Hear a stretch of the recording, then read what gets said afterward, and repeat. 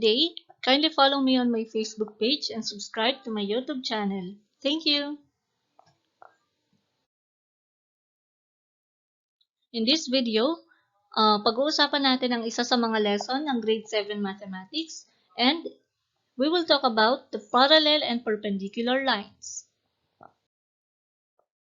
So una, ano nga ba kapag sinabing parallel lines?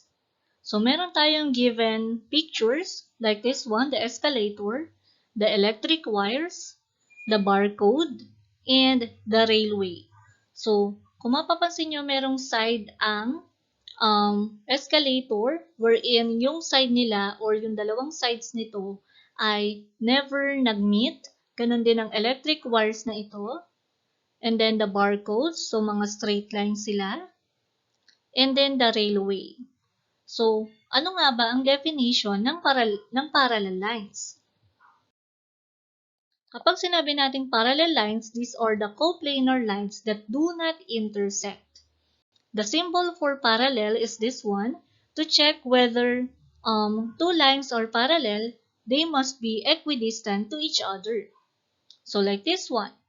Para daw malaman natin na parallel lines ang dalawang lines, kailangan hindi sila magtatagpo gaano man kahaba o i-extend yung dalawang lines.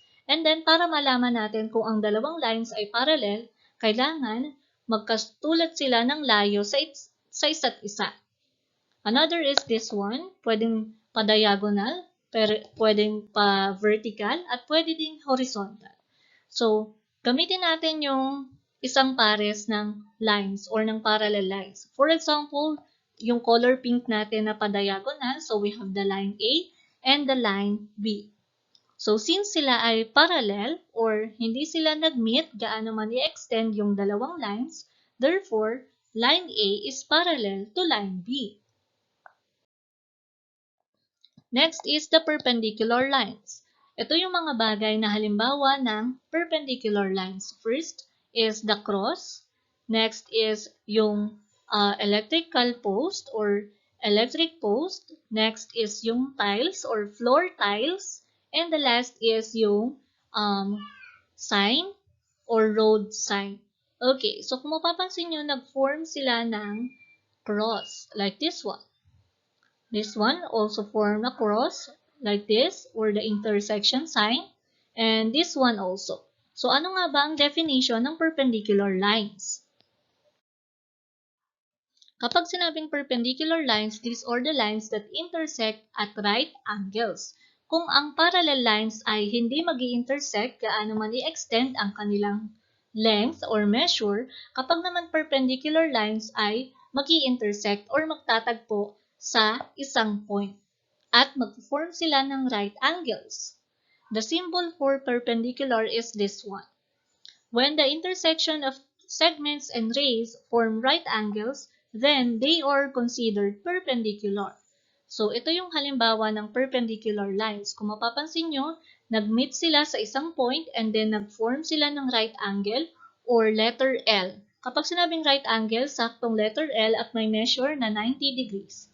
Pwedeng pa ganyan, pwedeng ganito yung itsura, or pwedeng pa-cross or paslan, pero magpo-form din siya ng letter L. So, gamitin ulit natin yung isang pair ng perpendicular lines. So, this color green lines, wherein meron tayong line C and line D.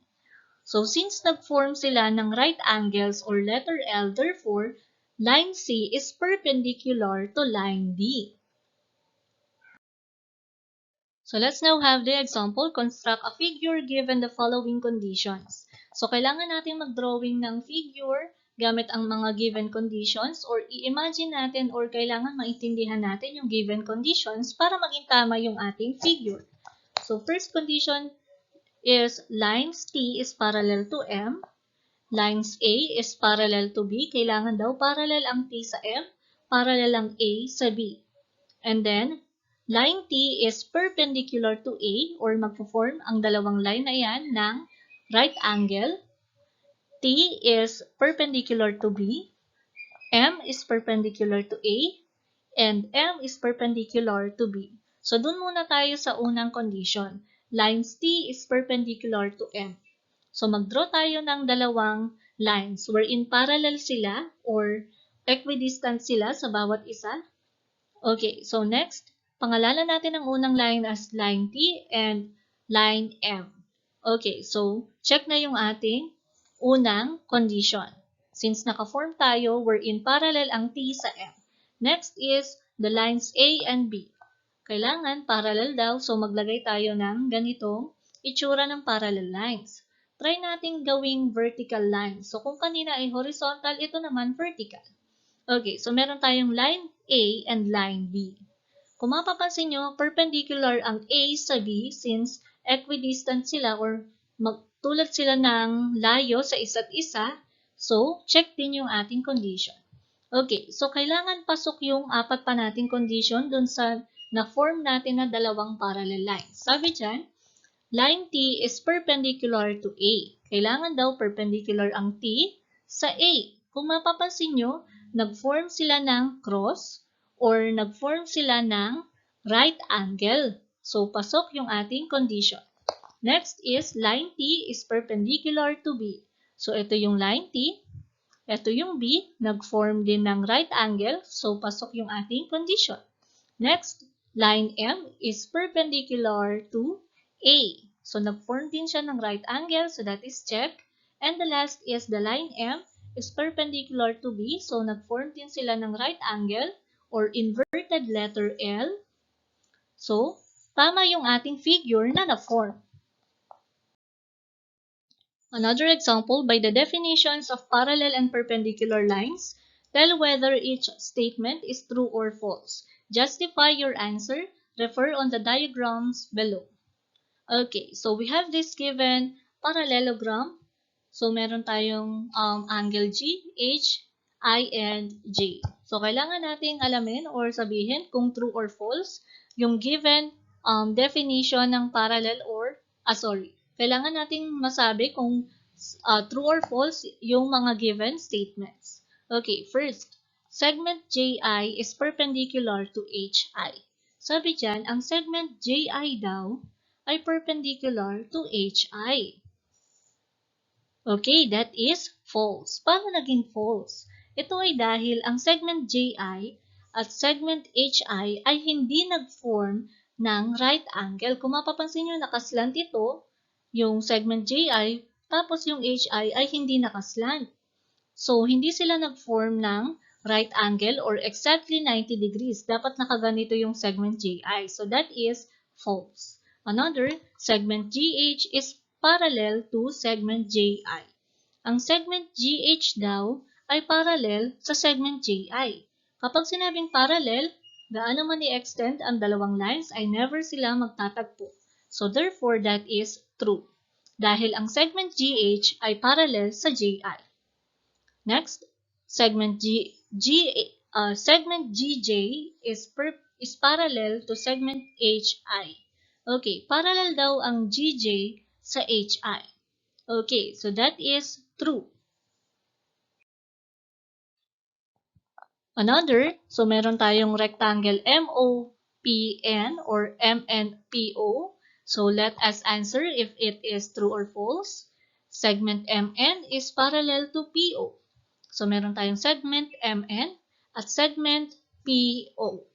Parallel nga ba sila? Okay, so that is true. Dahil ang segment o ang line MN at line PO ay parallel sa isa't isa dahil gaano man natin i-extend ang dalawang segment na ito or dalawang line, ay never sila magtatagpo dahil magkatulad sila ng distansya sa isa't isa. Another is the segment NP. MP is parallel to segment MN. Ang MP daw ay parallel sa MN. Okay, so ang MP ay yung diagonal. Hindi siya parallel sa MN dahil nagtagpo sila sa point na ito. Therefore, that is false. Next, segment NP is perpendicular to segment PO. Okay, OP and PN nag-form sila ng right angle dito. Therefore, that is true. So let us now summarize what we have learned about this video or lesson. When we said parallel lines, these are the coplanar lines that do not intersect. The symbol for parallel is like that one. To check whether two lines are parallel, they must be equidistant to each other.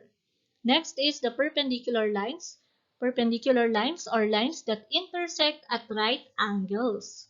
The symbol for perpendicular is that one, and when the intersection of segments and rays form right angles, then they are considered perpendicular. Again, ano yung pagkakaiba ng dalawang uri ng lines?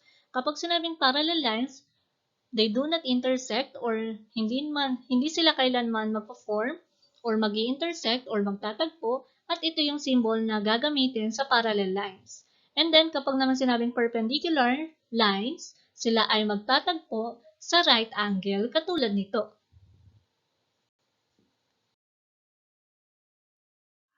Thank you for watching. If you have questions or suggestions, feel free to comment below. Enjoy learning mathematics. God bless us all.